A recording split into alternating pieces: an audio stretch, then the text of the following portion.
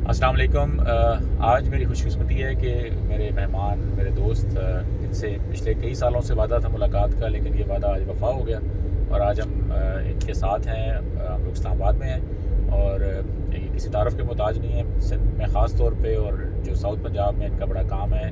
हमारे जो ख़ास तौर पे ऑर्चर्ड को और एग्रीकल्चर के अंदर इनका माशाल्लाह बड़ा रोल है। शहजाद उमरानी साहब, शहजाद उमरानी साहब, कैसे मजाज हैं आपके? ठीक है, शुक्र, आप कैसे हैं? अल्हम्दुलिल्लाह। अच्छा, अभी हम जो बातचीत कर रहे थे, मैंने कहा दोस्तों के साथ इसको शेयर करें, वो ये कि एक तो इस वक्त जो एग्रीकल्चर पे जो हमारी कॉस्ट है, जो अखराजात आ रहे हैं, उस पर आप कुछ कह रहे थे कि जो मशीनें और छोटी जो इक्विपमेंट है उसको हम करें, तो उसके बारे में आप क्या कह रहे हैं? जी सर, देखें, पिछले कोई प्रैक्टिकल फार्मिंग में मुझे 15 से 20 साल हो गए हैं और जो सही माना में फार्मिंग जो अब मुझे समझ आई है एज अ फार्मर, कि हम बेसिकली बहुत ज़्यादा जो अपना इनपुट कॉस्ट है वो बहुत सारी बेकार चीज़ों में ज़ाया कर रहे हैं। जैसे भी छोटी सी मिसाल मैं आपको बताऊं कि मैं अभी रास्ते से यहाँ देखा तो एक 4 व्हीलर क्वाड बाइक आती है, जो मोस्टली आपने समंदर किनारे भी देखी होगी कि लोग जो है उस पर मोटरसाइकिल टाइप की होती है, 4 टायरों वाली। अच्छा, इस तरह हमारे पास हैदराबाद में आजकल जो है डाले बन गए हैं जो वेट कैरिंग के लिए ना, मोटरसाइकिल होती है आगे और पीछे बहुत बड़ा डाला होता है जिसमें 2 टन के करीब जो है वो उसमें सामान लोडिंग होती है। तो उसका जो फ्रंट साइड है मोटरसाइकिल का, तो उस पर मैं कुछ वर्किंग कर रहा हूँ कि हम उसको कुछ इस तरह करें ताकि हम जो ट्रैक्टर के अखराजात हैं, मतलब एफिशिएंट फ्यूल के अंदर एफिशिएंट हो, स्मार्ट फार्मिंग में हम जाएं और हर जगह वो जा सके। बेसिकली ट्रैक्टर की इस वक्त जो कास्ट है पर एकड़ के पर घंटे की वो 2800 से 3000 रुपये तक चली गई है, ड्यू टू डीजल प्राइस और बाकी जो भी चीज़ें हैं, ऑयल प्राइस वगैरह। और इवन के महंगाई की वजह से जो ऑपरेटर होता है वो भी कहता है कि भाई जो पहले मैं 500 रुपये दिहाड़ी मुझे देता था हमारा जो ट्रैक्टर ओनर, अब वो मुझे भी ज़्यादा मेरा सर्वाइवल चाहिए, तो वो भी कोई 1000-1200 के करीब जो ना उनसे वो दिहाड़ी लेता है। अच्छा, जैसे एग्रीकल्चर पे भी हम बात कर रहे थे, तो मैं अक्सर ये कहता हूँ कि जी जिस तरह यूरोप से ना हम थर्ड वर्ल्ड कंट्री होने की नाते टेक्नोलॉजी में 50 साल या इल्म के अंदर 50 साल पीछे हैं, इसी तरह ही पोटोहार और ये कश्मीर और जीबी का जो इलाका है ना, वो एग्रीकल्चर में सिंध और पंजाब के जो का जो नहरी निज़ाम है उससे 50 साल पीछे है, क्योंकि वहाँ पे आप लोग एग्रीकल्चर 70, 80, 100 साल से कर रहे हैं ऑर्गेनाइज कर एग्रीकल्चर। यहाँ पे इसको एग्रीकल्चर को प्रॉपर शुरू हुए हुए शायद 5, 10 साल, 15 साल हुए हैं। तो आपने जब ये कश्मीर का इलाका और ये पोटोहार का इलाका देखा है, तो इसमें आपने क्या ऐसा समझा कि इस इलाके को क्या करना चाहिए और कौन से कॉन्सेप्ट को अडॉप्ट करना चाहिए यहाँ पे? देखिए, आज मैं इस्लामाबाद पहुंचा हूं और 3 दिन मैं मुस्तकिल जो है रावलाकोट डिस्ट्रिक्ट में रहा, और बाकी तो देखिए जो टूरिस्ट एरिया है वो उधर मेरा जाना भी नहीं हुआ, इंटरेस्ट भी नहीं था। तो मेरा तो क्योंकि प्राइम मकसद होता है फितरत को तलाश करना, और फितरत में हमारा जो फार्मिंग एंड है उसको तलाश करना। तो मुझे वहाँ बड़ी हैरत हुई कि आलमोस्ट कोई 90% जो है ज़मीनें जो पिछले 20-25 साल पहले वो कल्टिवेबल थी, आबाद थी, वो लोग छोड़ के, और वो 70% को कश्मीरी आज़ाद कश्मीर के जो लोग हैं वो फॉरेन में मतलब सर्विसेज कर रहे हैं, अपनी जॉब्स कर रहे हैं मुख्तलिफ। तो मैंने काफ़ी एक शादी भी अटेंड की, वहाँ 50-60 लोगों से गपशप हुई। तो मैंने कहा यार हमें जो है वो वसाइल नहीं है, हमें यहाँ 20-25 हज़ार की नौकरी मिलती है तो उससे गुजारा नहीं होता। तो मैंने कहा यार आपका इतना रिच इलाका है, यहाँ टोटल ज़मीनें ऑर्गेनिक मैटर से भरी हुई हैं। वहाँ मैंने चेक किया तो आलमोस्ट कुछ 6 के करीब जो है ना ऑर्गेनिक मैटर था, जो कि नॉर्मली पंजाब और सिंध की ज़मीनों में पॉइंट्स में है। 0.30 से 40 सिंध की जो ना ऑर्गेनिक मैटर है ज़मीनों का। क्योंकि मैं अक्रॉस पाकिस्तान और स्पेशली सिंध का तो कराची से लेके और कश्मीर तक के तमाम डिस्ट्रिक्ट को मैंने ख़ुद वहाँ बागात लगाए हैं, वहाँ फसलें की हैं, तो मुझे तमाम ज़मीनों का एक आइडिया है कि वहाँ ऑर्गेनिक मैटर न होने के बराबर है। तो यहाँ तो बड़ा अच्छा था। तो जब उनको समझाया मैंने चीज़ों को, तो वो भी इस बात के कायल हुए कि वाकई ये हमारे बुज़ुर्ग करते थे और हम किसी दूसरी डायरेक्शन में चले गए हैं, और उसको बेसिकली वो प्रायोरिटी पे जो ना वो चीज़ नहीं समझ रहे हैं। वो समझ रहे हैं कि फार्मिंग कोई बहुत ही लो क्लास काम है, जो मतलब बाहर से आके जो लोग हैं पंजाब से या कुछ सिंध के लोग हैं, कुछ अफगानी वहाँ जो है जो माइग्रेंट्स हैं वो उस पर कर रहे हैं, तो वो इसको कुछ हल्का काम समझ रहे। तो मैंने कहा सर अब ऐसा नहीं है, अब जो है काम वो बड़ा ज़बरदस्त हो गया है, और इस वक्त तो पूरी दुनिया में क्योंकि फूड क्राइसिस ही सबसे बड़ा सब्जेक्ट है, और हम इसको, अगर आपने आज ये करना शुरू कर दिया तो 5-10 साल में आप इस पोजीशन में होंगे कि आपको बाकी जो रिमेन पाकिस्तान से अपनी चीज़ें नहीं मंगवानी पड़ेंगी। आप अपनी ज़रूरत ज़िंदगी की चीज़ें खुद कर सकते हैं, जो कोई बहुत हैवी कास्ट में वो वहाँ से ले रहे हैं। बिल्कुल ऐसे ही है। अच्छा, क्योंकि मेरा भी सब्जेक्ट यही है कि कश्मीर के लोगों को मैं पिछले कई महीनों से इस पे सागवाड़ी के शुरू करें, किचन गार्डनिंग से जी। अपने घर की सब्जियां जो है ना वो गाना शुरू करें, वहाँ से शुरू करें और आगे चल के फिर इसको ज़मीनों को आबाद करें। तो कश्मीर की ज़मीनें हैं, बड़ी ज़रखेज़ हैं और लोग भी, घर में भी लोग मौजूद हैं, ख़वातीन बच्चे मौजूद हैं और लोगों के पास टाइम भी है, एनर्जी भी है, रिसोर्स भी हैं।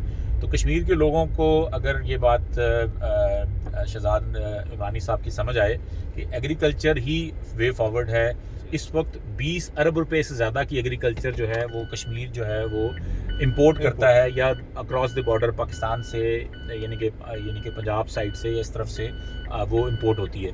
तो अगर हम ये तरगीब दें कश्मीर के लोगों को, और जो आपने जैसे कहा कि ऑर्गेनिक मैटर, वहाँ पे खादों की ज़रूरत कम है, वहाँ पे जो हमें जो है ना वो जैसे पिकनिक निज़ाम काश्तकारी के ज़रिए वहाँ पे रेज बेड पे वहाँ पे कर सकते हैं। तो इस पे हमें करना चाहिए। और अगर कोई आखिरी क्लोजिंग रिमार्क्स देना चाहें कश्मीर और इस इलाके में जो आपने देखा है, और क्या लोगों को करना चाहिए इस वाले से बताइए। छोटी सी मिसाल, अभी आपने कहा कि 20 अरब रुपए की वो इंपोर्ट करते महाना खुराक की सब्जी, और ये धनिया तक यहाँ से जाती है। जी। फेडरल गवर्नमेंट का जो टोटल शेयर है इनको वो 28 अरब रुपए है जी।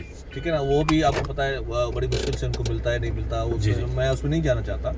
तो आप सोचें कि हर साल वो कोई 25-30 अरब रुपए जो है वो अपने इन तमाम चीज़ों पे, दूसरे लफ्ज़ों में ज़ाया करते हैं कि वो यहाँ से चीज़ें मंगवाते हैं बाकी रिमेन से।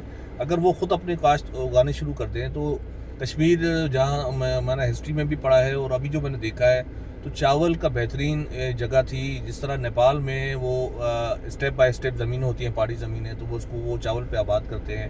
तो दुनिया का बेहतरीन चावल, बासमती चावल और जो बाकी आम खाने वाले चावल हैं वो वहाँ हो सकते हैं। गंदम की बड़ी अच्छी जो ना वो वैराइटीज़, ऑर्गेनिक गंदम, वो वहाँ उगा सकते हैं, जिसकी आलमोस्ट प्राइस अगर डबल ना भी हो तो भी जो एग्जिस्टिंग प्राइस से ज़्यादा होगी, अगर उसका वो आटा बना के खुद भी खाएं और बाकी जो है जगह अगर बिजनेस करें जी। इस तरह कल का मैं सॉरी आपकी बात कर रहा हूँ, कल मैंने चकवाल में एक फार्म विजिट किया, हमारे दोस्त हैं, एग्रीऑनिक्स के नाम से उनका सेटअप है। 20 एकड़ पे उनका फार्म था और 20 एकड़ में से उन्होंने तकरीबन 17 एकड़ पे उन्होंने टनल फार्म लगाए हुए थे। 3 एकड़ जो था उनके पास, उसमें से उन्होंने 1 एकड़ के ऊपर अपना जो है ना बाग लगाया हुआ था और 2 एकड़ पे उन्होंने तालाब बनाए हुए थे। आपको इंटरेस्टिंग बात बताऊं वहाँ पे कि उस फार्म के ज़ेरे ज़मीन पानी नहीं था, यानी कि, और वो उनका कोई बाहर से भी पानी नहीं आ रहा। वो 20 एकड़ के पानी को, और बाहर एक रोड से छोटा सा वो रोड, मोटरवे के साथ उनका फार्म था, वहाँ से वो उस रोड के जो ड्रेन होता है ना पानी का, बारिश का पानी, उसको उन्होंने डाइवर्ट करके तो अपने 2 एकड़ के 2 तालाब बनाए हुए थे। उस 2 तालाब के अंदर वो सारा साल पानी स्टोर करते हैं। और वो आजकल थोड़ा सा, क्योंकि कल मेरी से बात हुई तो उन्होंने कहा यार कि इस वक्त ना पानी इस वक्त ऑल टाइम लो है, तो हम इस वक्त ना बस ड्रिप इरिगेशन के जरिए ना बस कतरा कतरा ऑक्सीजन पे इनको चला रहे हैं। कहने का मतलब है कि वो 17 एकड़ पे बगैर अंडरग्राउंड वाटर के हुए बगैर, जो हालांकि चकवाल या जो धराबी और इसका इलाका, कलर घार का इलाका, पानी बारिशों के लिहाज से कश्मीर से कम है। तो अगर हमारे ये जो यहाँ पे ये फार्मिंग की जा सकती है तो वहाँ तो बारिशें बहुत ज़्यादा होती हैं, वहाँ पे तो ऑर्गेनिक मैटर ही अच्छा है, वहाँ पे तो टनल की भी ज़रूरत नहीं है। जैसे अदरक की फसल को तो यहाँ पे पिंडी में या वहाँ पे आपको टनल लगाने की ज़रूरत है, वो तो माहौल ही ऐसा है कि आपको बेहतरीन वहाँ पे क्रॉप हर पेड़ के नीचे आप वहाँ ये चीज़ें कर सकते हैं। जहाँ भी चीड़ के दरख्त हैं, देखिए अदरक का 35 से बिलो उसको टेम्परेचर चाहिए और उसको छाँव चाहिए जी, ठीक है। तो ये न सिर्फ अदरक, हर तरह की चीज़ें, इवन स्ट्रॉबेरी, हल्दी, और जो चीज़ मतलब यू नेम इट, कि हर, देखिए मैंने वहाँ आम के दरख्त भी देखे कश्मीर में। सिंध के सिवा और बलूचिस्तान के कुछ 2 ज़िलों के सिवा केला नहीं होता जी, वहाँ पर केला भी होता है। वहाँ कश्मीर में मैंने केला भी देखा। इवन जहाँ मेरी रिहाइश थी सरदार असगर साहब के घर पे, तो उनके भी केला लगा हुआ था, मगर वो थोड़ा केले को समझते नहीं है, तो वो थोड़ी उनके वो ऑर्नामेंटल प्लांट की तरह ट्रीट करते हैं, साल में 1-2 दफा केला उतार लिया। उसको वो ट्रीट गलत कर रहे थे। वहाँ को 50-60 लोगों को मैंने तरबियत दी कि भाई आपने केले को ट्रीट किस तरह करना है, क्योंकि ज़ाहिर है वो केला उनकी फसल नहीं है तो उनको समझ नहीं है उसकी, तो उसमें बहुत सारी चीज़ें वो उसकी ज़ाया कर रहे थे। अच्छा, सबसे बड़ी बात जो वहाँ मैं आपको बताऊँ कि ऑर्गेनिक कंपोस्ट जो मेरा स्पेशली सब्जेक्ट है, हाँ। उसमें कश्मीर रिच है। रिच है बिल्कुल। सर आपकी जितनी वहाँ वेस्ट है, जितना आपके पत्ते हैं, जितनी आपकी टहनियाँ हैं, उसको आप कंपोस्ट बना के न सिर्फ कश्मीर पूरे को आबाद कर सकते हैं, खादों और पेस्टिसाइड से जान छुड़ा सकते हैं, बल्कि पूरे पाकिस्तान को ये दे सकते हैं। और न सिर्फ कश्मीर, हमारे जीबी का इलाका, हमारे जो ये पहाड़ी इलाके जितने भी हैं, इवन ये पोटोहार जो है, ये पोटोहार का इलाका, आपके exactly, दाएं बाएं देखिए- जो इलाके हैं जिसमें कहूटा है, कलर सीधा है, इधर आप चले जाएं, ये तो गायें आज हैं। से हम अगर शुरू कर दें इन तमाम चीज़ों को, तो पिछले 5-10 साल में आप यकीन करें पूरे पाकिस्तान की किस्मत बदल सकती है, किस्मत बदल सकती है, और हम बहुत सारे इनपुट कॉस्ट से जान छुड़ा सकते हैं। बिल्कुल। ये मैंने शहजाद साहब को इसलिए गुफ्तगू की कि क्योंकि हम तो ये बात करते रहते हैं, लेकिन जो शहजाद साहब जैसा एक्सपीरियंस आदमी हो, जो कि पूरे पाकिस्तान में और ख़ास तौर पे सिंध के और पंजाब के बागात को जो ये कंसल्टेशन देते हैं, एग्रीकल्चर पे इनका बड़ा काम है, लोग उनको बुलाते हैं, इनवाइट करते हैं अपने पास, तो ये पोटोहार के, कश्मीर के और जीबी के लोगों के लिए मोटिवेशन है कि ये इनकी राय में ऑर्गेनिक मैटर कितना बताया सर हमारा, सर ऑलमोस्ट 6% था। और आमतौर पे पंजाब की ज़मीनों का क्या है या कि सिंध की ज़मीनों का क्या है? 0.4 या 3 होता है। आप समझ लें कि वहाँ की ज़मीन का ऑर्गेनिक मैटर है 0 से नीचे 0.4 है, हाफ पॉइंट है, और यहाँ पे जो है वो 7 तक, 6 से 7 के दरमियान उसका अगर ऑर्गेनिक मैटर है। इसका मतलब है कि ये ज़मीनें बहुत अच्छी हैं, अपने ज़मीनों को आबाद करें, अपने लिए कम से कम सागवाड़ी लगाएं, अपनी सब्जियां खुद उगाएं, और जो लोग काम कर रहे हैं ना, तो उनको पुराने तरीक़ों के बजाय नए तरीक़ों को ढूंढें। आजकल इंटरनेट से, यूट्यूब से बनिस्बत आपके ड्रामे या गाने को सर्च करें, या किसी मौलवी साहब के पीछे लग जाएं, या किसी सियासी पार्टी के पीछे लग जाएं। उससे बेहतर है कि जो आपका सब्जेक्ट है, उस एग्रीकल्चर के सब्जेक्ट को आप स्टडी करें, ताकि आप अपने लिए और अपने फैमिली के लिए फ़ायदेमंद हो और फूड क्राइसिस से बच सकें। थैंक यू सर, बहुत शुक्रिया सर, बहुत शुक्रिया मदर भाई। इसमें मैं चाहूँगा कि हम और आप मिलकर कोई ऐसी कैंपेन शुरू करें कि देखिए, ये पूरा मुल्क आज़ाद कश्मीर भी हमारा है, ये रिमेन पाकिस्तान भी हमारा है, कराची तक जो है, समंदर किनारे तक, बदीन के टेल तक। तो देखिए, अगर इनको अवेयरनेस नहीं है तो हम मिलके कोई इस तरह की कैंपेन लॉन्च करें, ताकि ये एक तो ज़मीनों को हम दोबारा रिवाइव करें।